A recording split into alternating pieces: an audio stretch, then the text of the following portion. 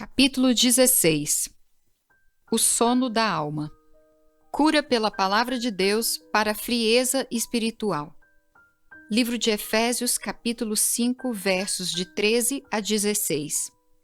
Mas todas as coisas, quando reprovadas pela luz, se tornam manifestas, porque tudo o que se manifesta é luz. Pelo que diz: Desperta, ó tu que dormes, levanta-te de entre os mortos, e Cristo te iluminará.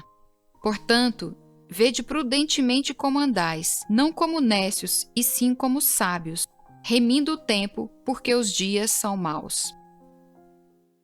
O sono da alma é o nome dado a uma posição teológica. Não se trata propriamente de uma heresia, mas pode ser considerada uma aberração doutrinária. De acordo com ela, o indivíduo não deixa de existir depois da morte, mas dorme inconsciente à espera do dia da ressurreição e do juízo final.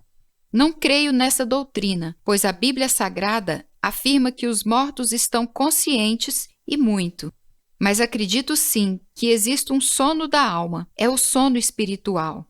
A alma pode adormecer e há muitos filhos de Deus que estão dormindo espiritualmente. Por quê? Por ignorância, por negligência, por acomodação ou ainda por puro mundanismo. Os crentes sonolentos ficam desatentos às coisas de Deus e são incapazes de enxergar as realidades sobrenaturais à sua volta. Não percebem as bênçãos celestes, a vontade do Mestre, as oportunidades espirituais, os cuidados divinos, as ameaças do tentador. Não é à toa que as Escrituras registram muitos casos de pessoas que dormiram e pagaram caro por isso. Sansão dormiu e foi traído por Dalila e capturado pelos filisteus. O homem mais forte do mundo foi preso pelos soldados inimigos que cortaram seu cabelo e cruelmente vazaram-lhe os olhos. Juízes capítulo 16, versos 16 a 22. A Sulamita dormiu e acabou perdendo o homem amado. Após despertar e fazer um bocado de charme, ela finalmente foi até a porta para abrir-lhe, mas já não o encontrou. Cantares, capítulo 5, versos 2 a 6. Cícera dormiu e foi morto pela mulher de Éber, o queneu. Enquanto o general cananeu dormia profundamente, fatigado pela batalha e pela fuga, Jael veio de mansinho e tirou-lhe a vida com uma estaca. Livro de Juízes, capítulo 4, versos 17 a 24. Eutico dormiu e no meio do culto despencou pela janela do terceiro andar. Os membros da igreja levantaram-no, mas ele já estava morto. Para a sorte dele, o apóstolo Paulo estava lá e, em nome de Jesus, ressuscitou-o. Livro de Atos, capítulo 20, versos de 1 a 12. Ben-Hadad dormiu e foi morto na cama pelo próprio ajudante, Azael, que o asfixiou com um cobertor molhado, tornando-se rei da Síria em seu lugar. 2 Reis 8, de 7 a 15. Isbosete dormiu e foi assassinado por 2 dos seus empregados, Recabe e Baaná. Cortaram-lhe a cabeça enquanto ele tirava um cochilo depois do almoço. Mais tarde, o rei Davi castigou-os por esse ato criminoso. 2 Samuel, capítulo 4, versos de 1 a 12. Jonas dormiu e, quando acordou, o navio em que viajava estava a ponto de afundar, por causa da sua desobediência a Deus. Jonas foi levado da cama direto para a goela do grande peixe. Livro de Jonas, capítulo 1, versos de 1 a 16. As 10 virgens dormiram e as suas lâmpadas se apagaram. 5 delas eram imprudentes e não tinham óleo de reserva. Enquanto foram buscá-lo, o noivo fechou a porta da casa. Acabaram ficando de fora da festa nupcial. Evangelho de Mateus, capítulo 25, versos de 1 a 13. A julgar por esses exemplos bíblicos, revela-se muito importante sabermos se estamos dormindo ou acordados. Para o nosso corpo e mente, dormir é uma bênção. É necessário e muito saudável. Uma boa noite de sono faz maravilhas pelo nosso organismo. Restaura-nos o ânimo e renova nossas energias. Quando sofremos de insônia, seja por enfermidade, excesso de trabalho ou de preocupações, é que reconhecemos como dormir é bom e importante. Para nossa alma, porém, o sono é desastroso. Por isso, Deus em sua palavra alerta: desperta, ó tu que dormes. Ele nos adverte a que vigiemos, a que não nos acomodemos, a que não durmamos. Quando a alma adormece, coisas terríveis podem acontecer. Vigiai e orai, para que não entreis em tentação, disse Jesus aos discípulos. Mateus 26, verso 41. Há alguns sintomas que identificam a frieza espiritual. São a acomodação e a satisfação com o que já somos, a ausência da vontade de melhorar e de crescer, o acúmulo de poeira sobre a nossa vida espiritual. Aí a alma pega no sono e desaparecem o entusiasmo, o idealismo, a alegria e o vigor da nossa fé. Meu irmão, será que a sua alma não anda meio entorpecida, sonolenta? Se você não testemunha, não frequenta os cultos, não tem prazer na leitura bíblica e na oração, não contribui para missões, é tempo de despertar. Quando abandonamos o nosso primeiro amor, foge de nós também a alegria da salvação. Salmo 51, verso 12. A vida espiritual fica sem gosto e sem brilho. Às vezes passamos a procurar uma experiência espiritual marcante que nos restitua o entusiasmo. Não vemos, porém, que ela está bem à nossa frente, no culto, na leitura bíblica, no serviço, na prece, na comunhão com os irmãos. Você conhece o caso daquela velhinha que perdeu os óculos? Ela revirou a casa toda e tumultuou a vida de todo mundo procurando-os. Alguém escondeu, alguém roubou, ajude-me a procurar, ela repetia zangada. E no fim das contas, os óculos estavam aonde? Estavam na sua testa. É isso que acontece quando a alma dorme. Não conseguimos encontrar alegria e realização na nossa igreja e vamos procurá-las fora. Não é que Deus não esteja agindo bem na nossa frente, mas não conseguimos enxergar o que Ele está realizando bem diante do nosso nariz. Afinal, estamos dormindo. O sono físico é uma bênção, mas o espiritual é um perigo. Por isso o Senhor diz: desperta tu que dormes. Quando dormimos, deixamos de crescer, afastamo-nos de Deus, acomodamo-nos ao mundo. O sono é o prenúncio da morte, disse Shakespeare. No caso da alma, essa afirmação é absolutamente verdadeira, pois a inércia espiritual nos põe na companhia dos mortos. Levanta-te de entre os mortos, diz o Senhor. O sono da alma nos coloca no meio de defuntos, junto com quem não tem vida. Ficamos na mesma situação daqueles que nunca tiveram uma experiência com Deus. Isso é péssimo. Que coisa terrível é dormir no meio dos mortos. Eles nunca foram lá muito boa companhia. Imagine-se dormindo no IML, numa daquelas gavetas refrigeradas, cercado de cadáveres por todos os lados. Nada agradável, não é mesmo? O sono da alma nos põe ao lado deles, na companhia, nos gostos, nos gestos e nas emoções. Nós nos esfriamos. Já começamos a parecer um defunto. O fruto do espírito já não atrai tanto e as obras da carne passam a ser mais interessantes.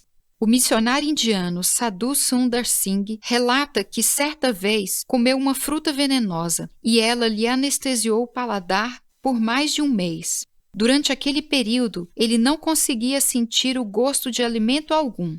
De igual forma, o sono da alma anestesia nosso paladar espiritual e tudo que diz respeito a Deus passa a ficar, daí para frente, sem gosto e sem graça. Vivemos dias de um cristianismo meio morto, sem gosto, sem sensibilidade, sem coração, sem tempero, sem lutas e sem compromissos.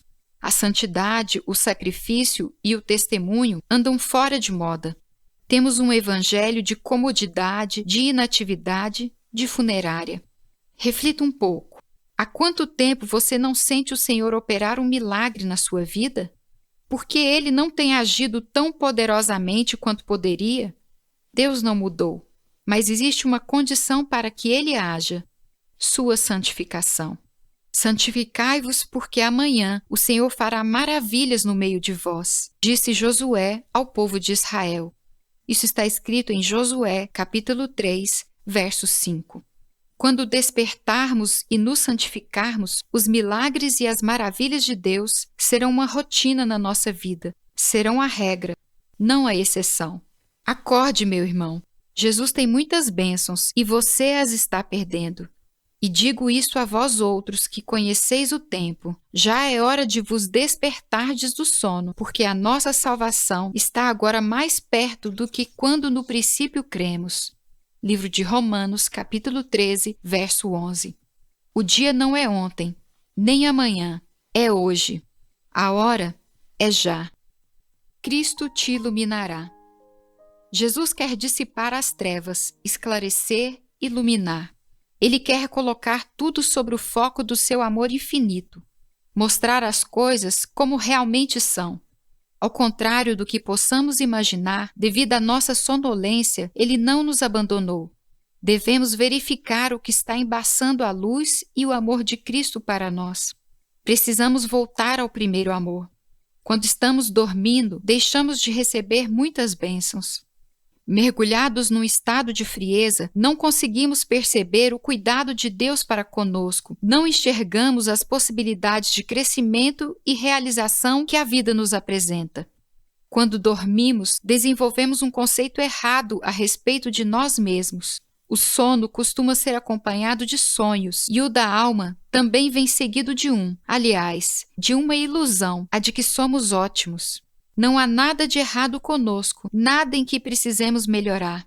A verdade, no entanto, é bem outra. O que acontece é que quanto mais longe o homem está de Deus, melhor ele é, mais justo se sente. Mas quando desfrutamos da intimidade divina, sua luz revela aspectos da nossa vida que precisam ser modificados. Isaías viu o Senhor assentado sobre um alto e sublime trono e exclamou: Ai de mim, estou perdido, porque sou homem de lábios impuros. Habito no meio de um povo de impuros lábios, e os meus olhos viram o Rei, o Senhor dos Exércitos. Livro de Isaías, capítulo 6, verso 5. Após a pesca maravilhosa que se operara mediante a presença de Jesus, Pedro prostrou-se aos pés do Mestre, dizendo: Senhor, retira-te de mim, porque sou pecador. Evangelho de Lucas, capítulo 5, verso 8. A proximidade do Senhor deixou Pedro e Isaías mais cônscios de seus pecados, de suas falhas, de suas imperfeições, de suas necessidades espirituais. A luz divina tornou seu próprio coração mais visível a eles mesmos, esclarecendo as coisas, mostrando-as como realmente eram. Quando nos encontramos longe do Senhor, no entanto, continuamos a alimentar-nos da ilusão de que somos perfeitos, de que nada há de errado conosco. Achamos que se existem culpados, então são os outros. Nós estamos muito bem. Fernando Pessoa disse: entre o sono e o sonho, entre mim e o que em mim é o quem eu me suponho, corre um rio sem fim. Desperte hoje do seu sono. Cristo te iluminará. Ele colocará as coisas sob suas reais perspectivas. Acorde para Jesus e para sua obra. Há muito para fazer e muito para receber, nada de dormir. Quando os filhos de Deus dormem, imersos numa terrível apatia, indiferentes aos perigos que os cercam, Ele fala ao coração deles. Chama-os de modo amoroso e manso. Para despertá-los, alerta-os com amor, como a mãe que carinhosamente fala ao filho, ainda na cama, que é hora de arrumar-se para a escola. Ele diz em sua palavra: atraí-os com cordas humanas, com laços de amor. Fui para eles como quem alivia o jugo de sobre as suas queixadas, e me inclinei para dar-lhes de comer. Livro de Oséias, capítulo 11, verso 4. Deus nos fala pacientemente através das Escrituras, através de um hino, de um livro, de um amigo, de um conselho, de um sermão. Suavemente convida-nos a despertar. Mas há alguns que permanecem surdos, que continuam dormindo, que nem se incomodam. Há outros que, endurecidos, irritam-se porque Deus está lhes perturbando o sono. Acham que tudo o que fazem é normal e certo.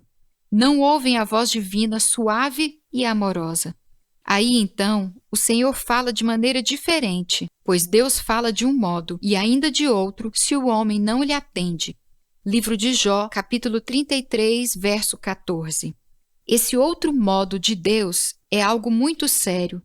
É uma sacudida vigorosa. Ele se expressa através de um acidente, de uma doença, de uma morte, de uma perda, das dificuldades e de outras circunstâncias adversas que nos sobrevêm. Você que está dormindo, como prefere ser despertado? Fique alerta. Jesus quer vê-lo bem acordado. Desperte. Levante-se e Cristo o iluminará. Vença o sono da alma antes que ele o vença.